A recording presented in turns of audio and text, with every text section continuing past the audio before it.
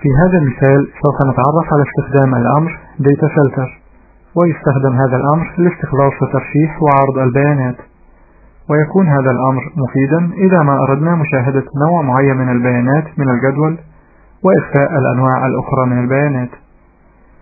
وللتعرف على هذا الأمر نضغط بالمؤشر داخل أي خلية من الجدول، ونفتح القائمة المسجلة Data، ونختار الأمر Auto Filter من القائمة الفرعية Filter، فيظهر مثلث صغير في الجانب الأيمن من الخلايا الخاصة بالعناوين، وبالضغط على هذا المثلث تظهر قائمة تحتوي على جميع المتغيرات أو القيم الخاصة بهذا العمود، فنختار القيمة أو المتغير الذي نريده، فيقوم البرنامج باستخلاص وعرض الخلايا التي تحتوي على هذا المتغير فقط، مع إخفاء باقي الخلايا الموجودة في الجدول.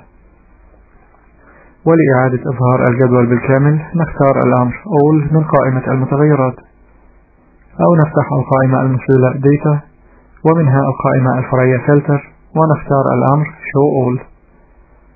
كما يمكننا أيضا استخلاص وعرض البيانات باستخدام أكثر من متغير في نفس الوقت، ولعمل ذلك نضغط على السهم الموجود في القائمة Department ونختار Sales، وذلك لحصر الموظفين العاملين في قسم المبيعات، ثم نضغط على السهم الخاص بالقائمة Orders ونختار القيمة 50 لحصر الموظفين العاملين في قسم المبيعات ومجموع مبيعاتهم 50.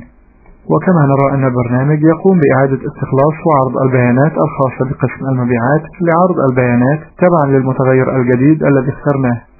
ولإعادة إظهار الجدول الرئيسي مرة أخرى يجب فتح كل من القائمتين واختيار All، أو نفتح القائمة المسجلة Data ونختار الأمر Show All من القائمة الفرعية Filter.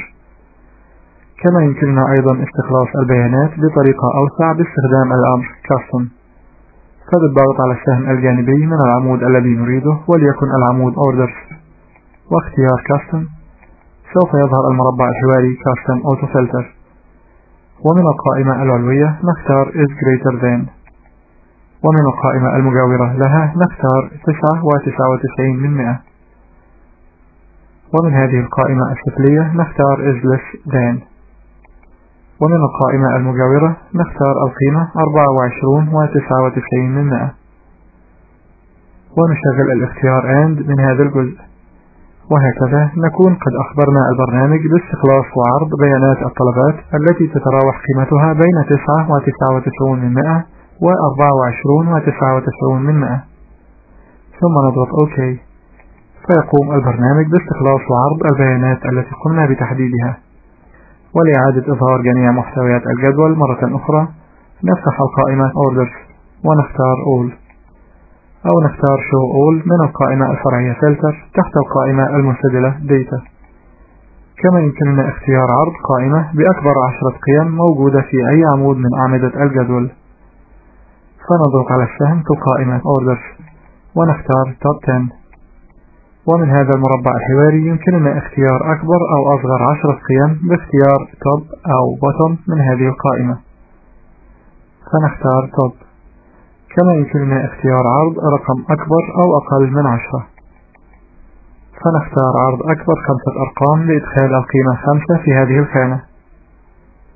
ومن هذه القائمة يمكننا اختيار عرض قيم أو Items أو نسبة مئوية %، فنختار Items ونضغط OK، فيقوم البرنامج باستخلاص وعرض أكبر 5 أرقام للمبيعات في الجدول. وبالطبع يمكننا اختيار أكثر من متغير من هذه القوائم الأخرى لعمل الترشيح بطريقة أكثر دقة. ولإنهاء استخدام الأمر نفتح القائمة Data ونختار الأمر Auto Filter من القائمة الفرعية Filter. وكما نرى أنه قد تم إخفاء المثلث من الخانة الخاصة بعنوان العمود.